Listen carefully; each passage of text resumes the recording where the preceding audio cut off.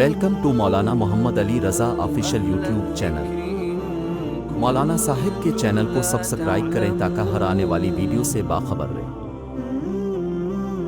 بسم اللہ الرحمن الرحیم۔ قال اللہ تبارک و تعالی فی الکلام المجید والفرقان الحمید افحسبتم انما خلقناکم عبثا وانکم الینا لا ترجعون۔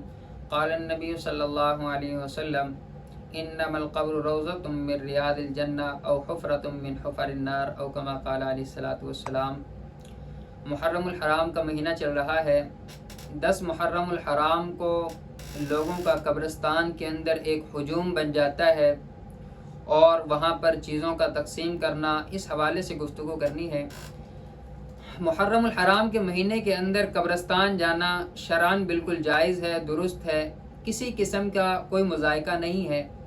البتہ 10 محرم الحرام کے دن کو منتخب کر لینا اور عام دنوں میں قبرستان نہ جانا، یہ شریعت کا عمل نہیں ہے، یعنی یہ ایک بدعت بن جائے گی اگر انسان اس طرح کے رسم و رواج کے اندر پڑ جائے گا۔ یعنی 10 محرم الحرام کو انسان اگر عام دنوں میں بھی قبرستان جاتا ہے، یعنی ہر جمعے کو قبرستان جاتا ہے، وہ 10 محرم الحرام کو بھی قبرستان چلا گیا، اس میں کسی قسم کا کوئی مذائقہ نہیں ہے، اور وہاں جا کر اثار ثواب کرے، اس لیے کہ آپ صلی اللہ علیہ وسلم فرمایا انما القبر روضۃ من ریاض الجنہ او حفرۃ من حفر النار، بے شک قبر یا تو جنت کے باغوں میں سے ایک باغ ہے یا جہنم کے گھڑوں میں سے ایک گھڑا ہے۔ اب قبرستان ایک ایسی جگہ ہے جہاں پر انسان جا کر اپنی زندگی کے حالات سوچتا ہے۔ اب انسان کو اللہ رب العزت نے بیکار تو پیدا نہیں کیا کہ انسان بیکار پیدا کیا ہے اور ساری زندگی اسی طرح گزار دے گا، ایسا نہیں ہے۔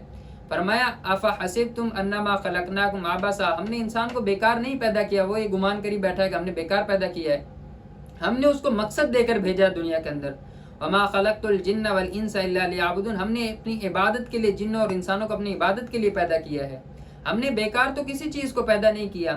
اب 10 محرم الحرام کو سب سے بڑی بات تو یہ کہ لوگ سبیلیں لگا لیتے ہیں جن کا شریعت کے اندر کوئی تعلق ہی نہیں ہے۔ فرمایا کہ اور بہت ساری رسم و رواج کرتے ہیں اور بدعات کرتے ہیں۔ 10 محرم الحرام کو کسی قسم کا شریعت نے عمل نہیں بتایا سوائے آپ صلی اللہ علیہ وسلم نے روزہ رکھنے کے اور گھر والوں پر وسعت کے مطابق خرچ کرنے کے، یعنی عام دنوں میں جتنا خرچ کرتا ہے اس سے زیادہ خرچ کر لے، اس سے انسان کے رزق کے اندر برکت ہوگی۔ اب 10 محرم الحرام کو قبرستان کے اندر ہجوم کے ساتھ جانا اور ایک قافلے کے ساتھ جانا اور قبروں کے اوپر سے گھاس کو اٹھانا اور قبروں کو بالکل صاف ستھرا کر دینا، شریعت نے اس طرح کی کوئی چیز نہیں بتائی ہمیں۔ شریعت نے ہمیں اتنا بتایا قبرستان جانے کے بارے میں، چلا جائے انسان تاکہ انسان کو اس کی آخرت یاد رہے، انسان دنیا کے اندر جی نہ لگا لے، اپنی ساری کو دنیا کو ہی سارا کچھ نہ سمجھ لے بلکہ آخرت بھی کو بھی کچھ سمجھے، اس لیے شریعت نے قبرستان جانے کا حکم دیا۔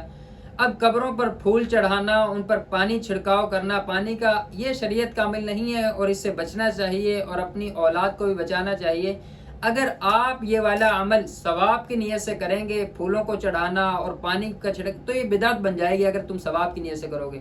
ہاں اگر تم ویسے ہی کرتے ہو ثواب کی نیت سے نہیں تو پھر ٹھیک ہے، لیکن یہ بات اپنی اولاد کو بتا دو کہ بیٹا یہ قبرستان کے اندر اوپر پھول چڑھانا، چادر چڑھانا، پانی کا چھڑکاؤ کرنا، اس کا شریعت سے کوئی لینا دینا نہیں ہے۔ اور اسی طرح 10 محرم الحرام کو پورے سال قبرستان نہیں جانا اور صرف 10 محرم الحرام کو قبرستان جانا ہے اور وہاں پر پھول چڑھانے اور اس طرح کرنا ہے اور پانی کا چھڑکاؤ اور چیزیں تقسیم کرنی ہے، تو یہ شریعت کا عمل نہیں ہے، بلکہ شریعت کا عمل یہ کہ وہاں پر جاؤ اور توبہ استغفار کرو اور اصالہ ثواب کرو اپنے مرحومین کے لیے اور واپس آ جاؤ، کسی قسم کا کوئی شور و گل نہ کرو۔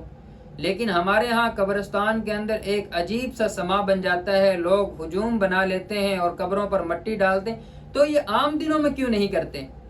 یعنی عام دنوں کے اندر بھی جو انسان قبرستان جاتا ہے، اگر اس کو کوئی قبر بگڑی ہوئی نظر آتی ہے تو اس کو چاہیے کہ وہ اس کو صحیح کر دے، لیکن 10 محرم الحرام کو ہی کیوں ایسا کرتے ہیں؟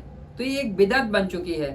اللہ رب العزت ہمیں اس بدعت سے بچنے کی توفیق عطا فرمائے اور 10 محرم الحرام کے دن کو صحیح معنی میں جس مقصد کی خاطر حضرت حسین رضی اللہ تعالیٰ عنہ اور اہل بیت رضوان اللہ علیہم اجمعین نے قربانیاں پیش کی، اللہ رب العزت اس مقصد کے مطابق ہمیں اپنی زندگیاں گزارنے کی توفیق عطا فرمائے۔ وآخر دعوانا الحمدللہ رب العالمین۔